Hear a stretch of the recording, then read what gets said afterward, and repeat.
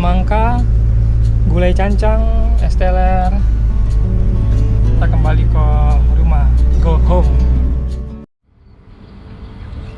Oke, selamat sore guys. Nah, kali ini kita mau beli pabukuan ya buat berbuka puasa. Soalnya kita starter ya.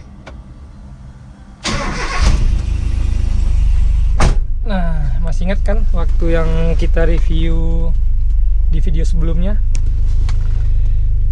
Nah, gue kali ini mau jalan-jalan sore menggunakan mobil Toyota Kijang Super Deluxe tahun 95.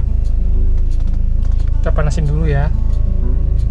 Nah, sedikit cerita, ini tidak menggunakan power steering.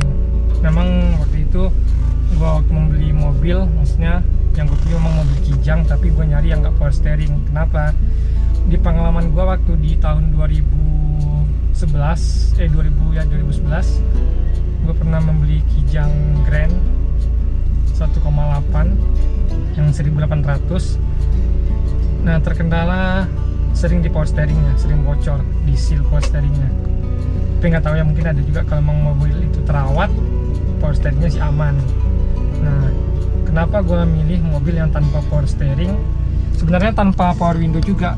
Ini dapat kebetulan udah dipasang sama owner sebelumnya. Power window aslinya si Engkol.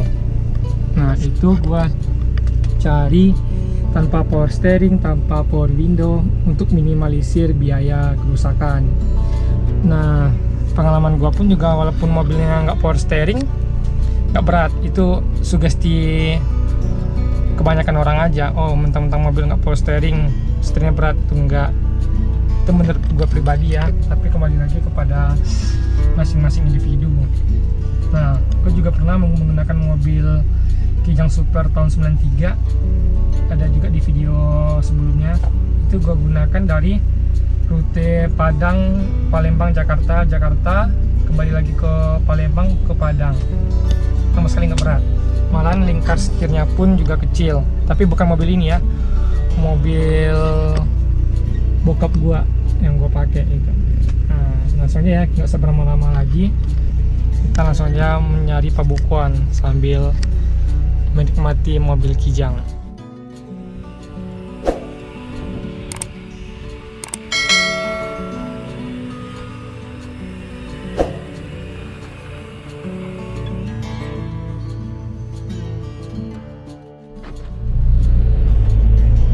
Sambil jalan sore ya, kita di jalan, AC-nya hidup, mobil tua. Nah, kembali ke cerita tadi, ini contohnya, ini setirnya masih original. Untuk sementara waktu ini belum gue ganti ya, tapi ada rencana. Kenapa? Gue orangnya suka modifikasi, tapi di balik semua itu gue sebenarnya suka juga mempertahankan otentiknya. Misalkan setir asli, apalagi yang nggak ada pakai variasi-variasi tambahan. Jadi kita ngeliatnya pun juga enak. Tapi kembali lagi ke masing-masing individu. Ada yang suka modifikasi, oh dirubah sedikit, tambah tachometer, setir ganti setir racing, apalagi pakai yang celong, itu sebenarnya sih enak. Mungkin di kemudian hari bakal gue ganti. Nah, di bagian sini pun juga enak ya, kelihatan. Tapi yang gue cari itu sebenarnya tahunnya kan terakhir, seingat gua tahun 96 kan terakhir. Ini dapat alhamdulillah tahun 95. Ininya paling gua suka, dashboardnya dashboard model sedan, bukan kotak ya, terus pintu 5, itu aja udah cukup. Nah, sama di bagian kokpitnya ini enak aja kalau gua lihatnya. Ini juga hidup, cuman biar nggak kena copyright kita matiin aja ya. Kita cerita. Mungkin bagi teman-teman ada pertanyaan, ini sebagai referensi aja, mungkin teman-teman di Jawa, Sumatera, Lombok mau nyari Kijang buat referensi.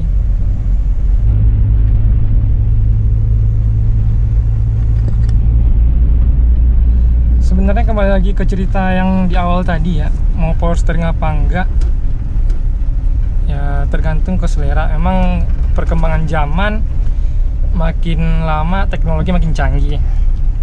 Tapi kalau minat mobil ini mobil tua, misalkan yang di bawah tahun 2000, mending saran gue nyari yang tanpa power steering.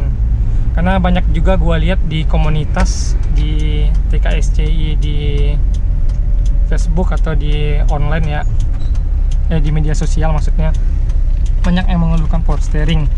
Ya terkecuali misalkan mobil itu dapat yang fit gitu kan, yang minim perbaikan lah. Power steering itu buat pengalaman di tahun 2011 ngambil Kijang Grand, baru diambil 2 bulan. Pada saat itu kita tahu berpenyakit di power steering, ternyata kena di seal sama batang bambunya itu kena hampir biayanya 2 juta. Makanya gua tadi saranin cari aja yang tanpa power steering. Nah, kembali lagi ke teman-teman pencinta mobil Kijang.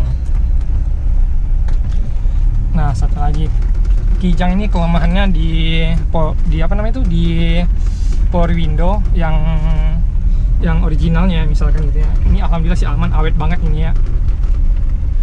Nah, power window itu sering rusak karena sistem Kijang ini kan datar ya. Datar, kalau ada hujan air masuk dari sini dia sering macet. Nah, sering macetnya itu di bagian dinamo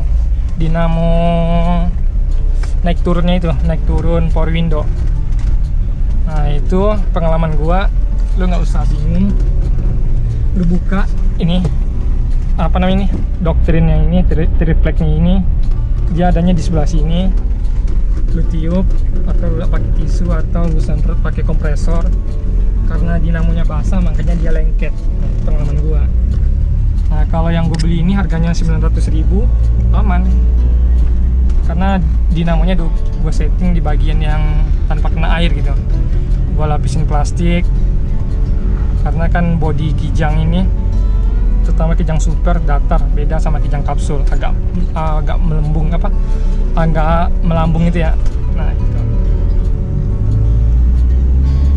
Nah, ini tarikannya pun juga masih enteng ya, di 1, 2, 3, 4, 5. Nah, kebetulan yang mobil gua gunain ini 5 speed. Yang tahun 93 pernah juga gua gunain apa namanya 4 speed, tapi tembus di 120. Kalau 120 yang 4 speed, konsumsi bahan bakarnya sangat boros ya. Kalau untuk ini Kijang Deluxe tahun 95 5 speed, udah pernah gue coba di 100 km per jam, nggak terlalu boros. Cuman kalau mungkin nyampe angka 120, gue rasa sih boros. Nah, untuk konsumsi bahan bakar ini, kemarin gue dari Payakumbuh ya, di Sumatera Barat, Payakumbuh ke Padang, itu dapat untuk keluar kota 1:12, bisa juga 1:14 kalau nggak pakai AC, tergantung cara kita bawa ya.